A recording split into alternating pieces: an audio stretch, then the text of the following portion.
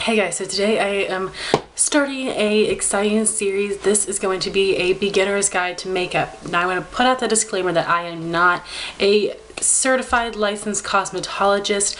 Everything I know about makeup I've learned from YouTube. I've been watching YouTube for a long time.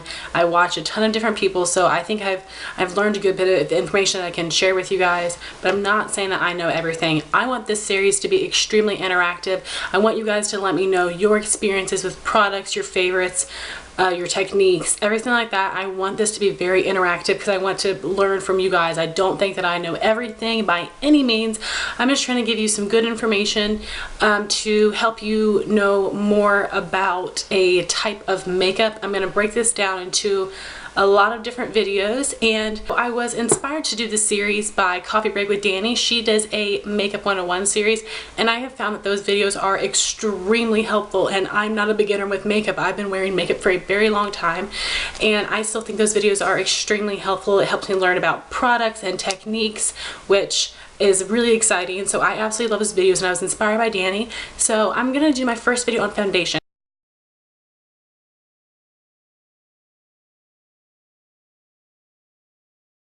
I'm not going to do face primers because I am not very knowledgeable about them. I do have some that I like, but I don't know enough about them to do a video. So Coffee Break with Dani did do a video on primers, so I will leave that down below so you guys can check that out to learn more about face primers. So I'm going to do foundation. I feel like foundation is one of the most perplexing products in the makeup industry, and really it's not that you don't know how to use it, it's just so hard sometimes finding your perfect match. So when purchasing a foundation, there are three things you need to keep in mind: the type, the coverage, and the finish. So the type, there are actually a ton of different foundations out there. There are liquids, creams, powders, mousse, airbrush. There are a ton of things out there, but generally the ones you're going to see most are liquid, powder, and some cream. So the next thing that you want to keep in mind is the coverage. You need to know what coverage you're looking for: light, medium, or full coverage. Now I'm going to give you an example of this, but every person has their own definition of what constitutes as light, medium, and full coverage. I might mention foundation as full coverage and you might think it's only medium, or the other way around. And the last thing you need to keep in mind is finish. There you can have a gamut of finishes, but generally it is dewy, matte, or a natural finish. So the other difficult thing about foundation is matching your undertone, and there are warm undertones, cool undertones, and neutral undertones. I am actually a yellow, which is different because I'm fair. Unfortunately, most brands only have fair foundations with a cool undertone, which does not work on me. Even though I am so fair, my neck is very yellow. So if I have a cool undertone foundation, it will extremely contrast with the color of my neck, which looks terrible. So I have unfortunately had a very hard time finding a lot of foundations that match me because they don't cater towards my fair skin with a yellow undertone, which is very unfortunate.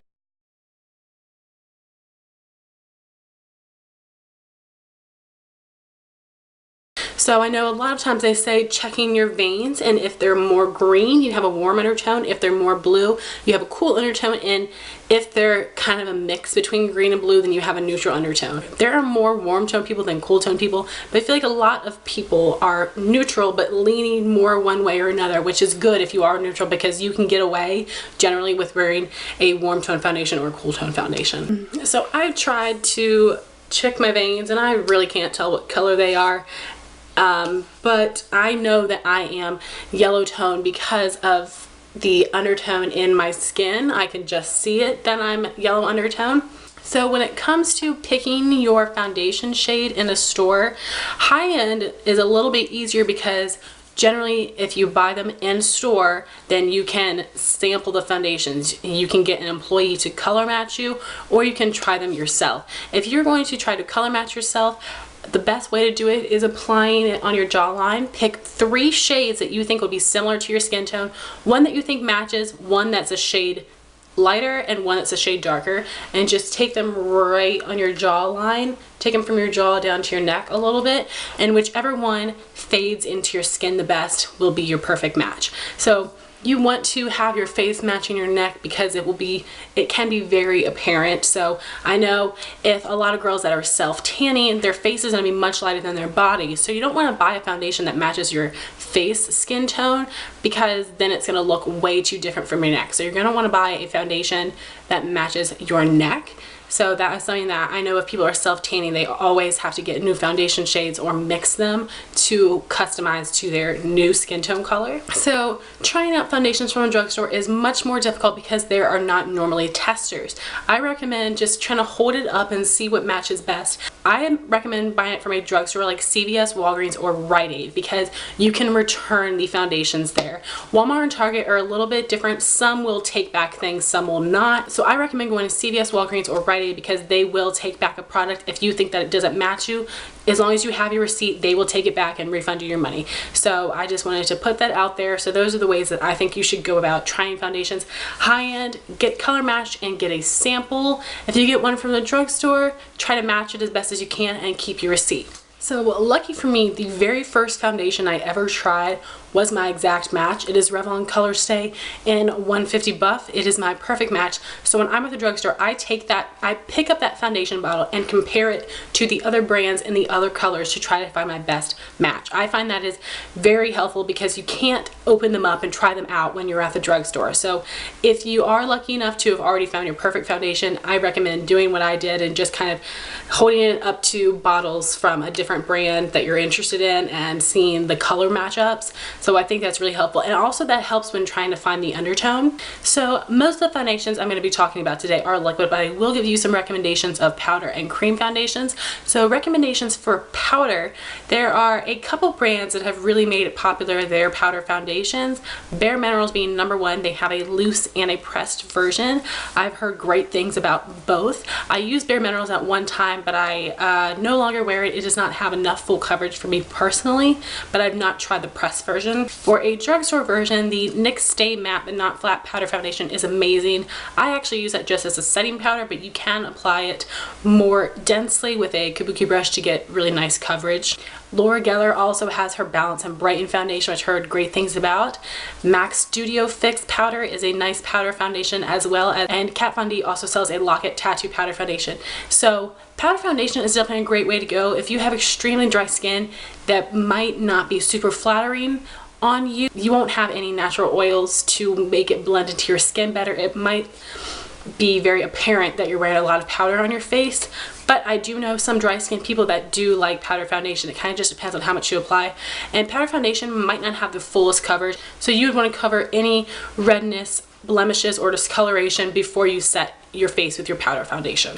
Like for me, I have a lot of redness on my cheeks, so I would have to cover that with concealer before my powder foundation. So now to cream foundation. There aren't too many, but Revlon Colorstay Whipped and the CoverGirl Clean. I've heard some good things about CoverGirl Clean Whipped, but I've definitely heard a lot about the Revlon Colorstay Whipped. I have had that. It gave really nice, pretty full coverage, and it had a nice natural satin finish. It was a really nice foundation, but I do tend to prefer liquids, but it was a good choice if you're interested in that type of product.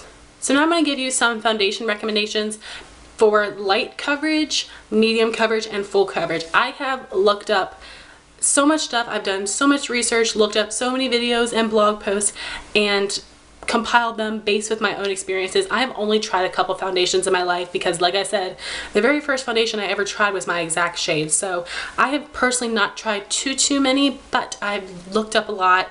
I've done a lot of research to be able to give you guys my opinions. And like I said, your definition of light, medium, or full coverage might not match my definition of light, medium, and full coverage. So I just wanted to keep that in mind. And for each of these categories, I also have drugstore and high-end recommendations.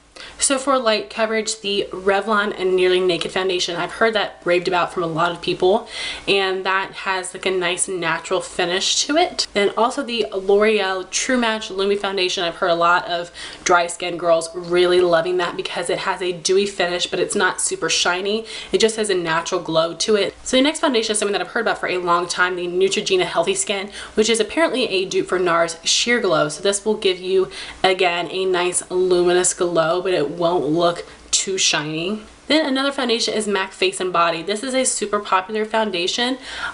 This is a really popular foundation among makeup artists, but it is very light coverage and it's a very runny consistency. And then there is the Urban Decay Naked Skin. Again, I've heard a lot of people like this. It has a light coverage, light but a buildable to medium coverage probably, and it is very natural looking on the skin. So now onto medium coverage. Some of these can be buildable to full, but they're mostly start out as a medium coverage. So the first two are Revlon Photo Ready and Revlon Colorstay. The Revlon Photo Ready has a lot of luminosity to it that has a lot of glow, and I think that would be really great for dry skin girls. Oily skin girls, you might want to stay away from that because that does have some shimmer in it, and I think it might be a little too glowy, maybe too dewy on an oily skin girl. Then there is a Revlon Colorstay. This is a great foundation because there is a dry skin version and an oily skin version. So I think this is a great foundation.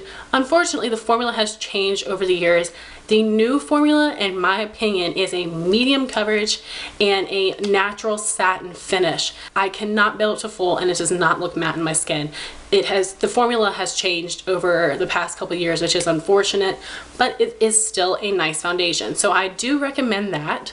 I do recommend that foundation for dry skin or oily skin. There are a lot of colors catering to a lot of skin tones, so that is a great foundation for us.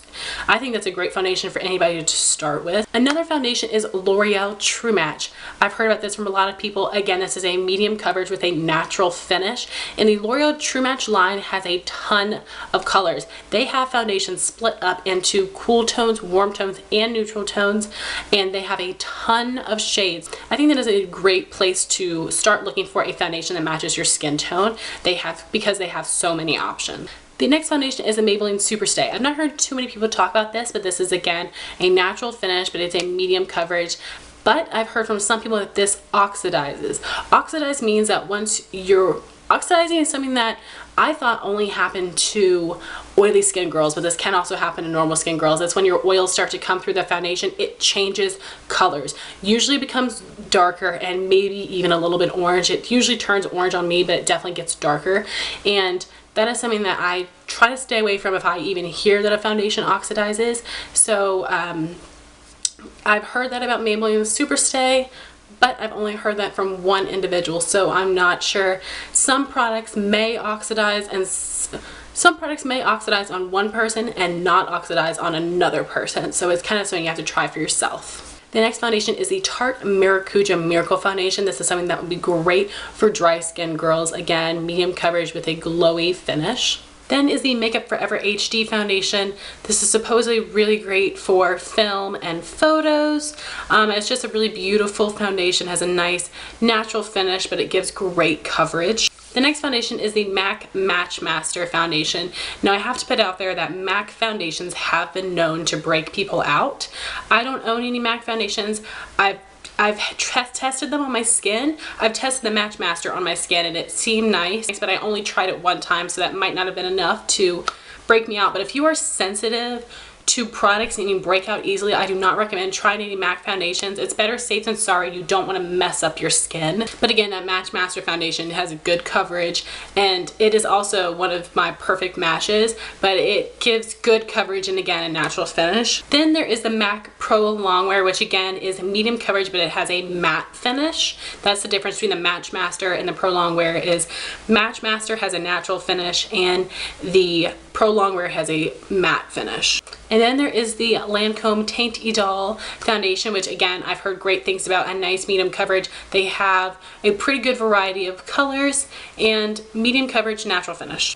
So now onto the full coverage foundation, which are definitely my favorites. I have a ton of redness on my cheeks and I have blemishes. If I did not have redness, I would not use a full coverage foundation. That's another thing I want to point out, is you don't need to wear a full coverage foundation if you have got lovely skin. Like I said, if I did not have this redness, I would wear light coverage foundation. I wear medium coverage foundation, but I have so much redness that I need to neutralize. That way, y'all know how obsessed I am with blush, and I do not like the way blush looks on my cheeks unless they are totally blanked out with a full coverage foundation. So if you don't need to wear it, don't. So my first full coverage foundation, love. This is actually a medium, but it's definitely buildable to full. And that would be the e.l.f. Acne Fighting Foundation. Unfortunately, there are only like maybe between 6 and 8 colors in this range, which is not excellent. This is the shade Porcelain. This fits me well in the summertime. It's a little bit too dark for me right now, but it's just like a nice squeezy tube applicator. I do like this a lot. This is supposed to have ingredients that will help fight acne. I've not really noticed that it made any of my breakouts go down, but if you do have sensitive acne prone skin, I do think this would be a great product because you don't have to worry about it breaking you out. But this is a great it's a full coverage foundation on the lighter side of full. The next foundation is another drugstore one, and this is the CoverGirl Outlast Stay Fabulous foundation. I've only used this much. I've not used this in such a long time. I should just throw it out. I have never had a foundation oxidize on me. This oxidized on me. So if you're gonna get this, I would recommend going a shade down. That way, after it oxidizes, it should match you okay. Unfortunately, this is the second lightest shade. The first and the second lightest shades are much, much too pink for me, so I can't wear them, unfortunately. So I can't really give you my full thoughts on this foundation because I've not worn it very much because it does not match me at all, which is super sucks, but I've heard great things about this. I've heard it gives great full coverage and a natural matte finish, so I definitely recommend this. But like I said, you would like to go a shade down than you think you are because it does oxidize, which super sucks. And like I said, I've never had a foundation oxidize on me before, but this one does. So another great matte foundation is the MakeUpForEver Mat Velvet Plus. The packaging is almost identical to the e.l.f., but I think that I've never tried that, but I've heard amazing things about that it is a really great full coverage matte foundation, but it does not look cakey and it does not look like a mask. It is, again, it's on the more natural side of matte. I know Makeup by Tiffany D really loves that foundation, and I've heard really good things about it, so I think that'd be a great option for anybody with really oily skin that wants a full coverage foundation with a matte finish. The next foundation is the MAC Studio Fix Fluid. This is a full coverage matte foundation. Again, like I said, MAC foundations have been known to break people out, so be wary of this if you have sensitive acne prone skin.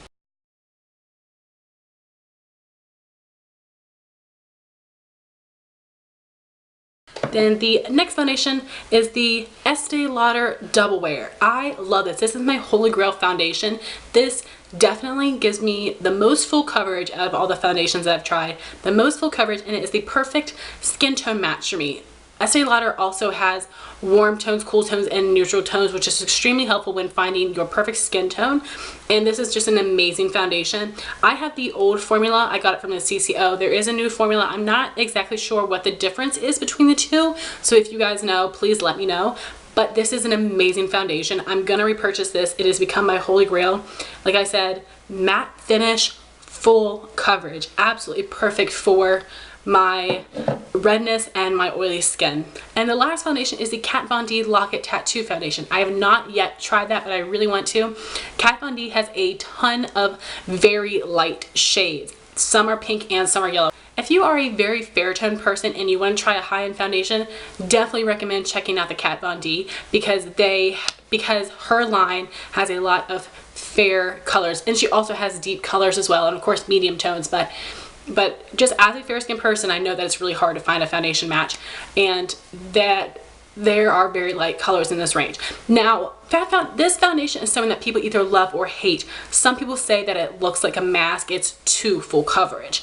And I think it just depends on what other products you put on top of it, but I'm okay with a porcelain doll, full coverage, one color look. That's why you have bronzer and blush and highlight to give dimension to your face so you don't look flat. But I just wanted to mention that is supposed to be extremely full coverage but maybe look like a mask. I've not been able to try that out, so I can't give you my personal opinion, but it is definitely something that I want to try. So I'm going to talk about brushes in another video, but I just wanted to wrap this up saying that, you know, I wanted to wrap this up talking about the 3 main points. Again, when you're looking for a foundation, you want to check for the type that you want, the coverage that you want, and the finish, as well as trying to match it to your undertone.